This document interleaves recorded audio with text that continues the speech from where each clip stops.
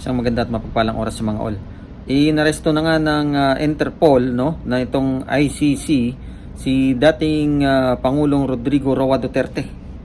At kasalukuyang nakadetine ito si dating presidente, at ito ang kanyang mga isa sa mga kanyang pahayag, no, pagkatapos maaresto itong ICC. Vice President. Ikaw bukas mag-presidente yan. Was-was tayong lahat dito. Or on a longer term, kung tatakbo yan, mananalo yan. Dahil nga sa ginawa ninyo tuloy yung ano.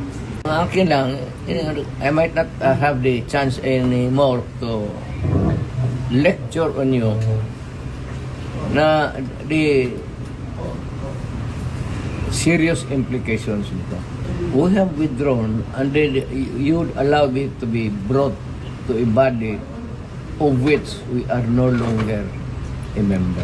Kaya sabihin mo din sa prosecutor, sabi ni Mayor, kindly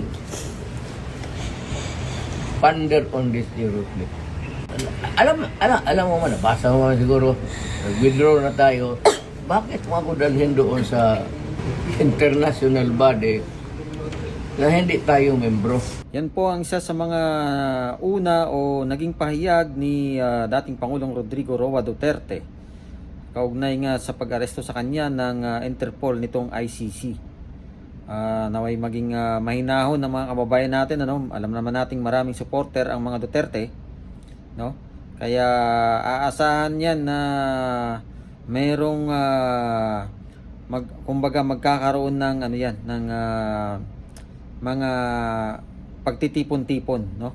Naway maging mapayapa lang po ang lahat diyan sa ating bayang Pilipinas. Maraming salamat muli sa inyong panonood sa aking maliit na channel. Pagpalay nawang bawat isa.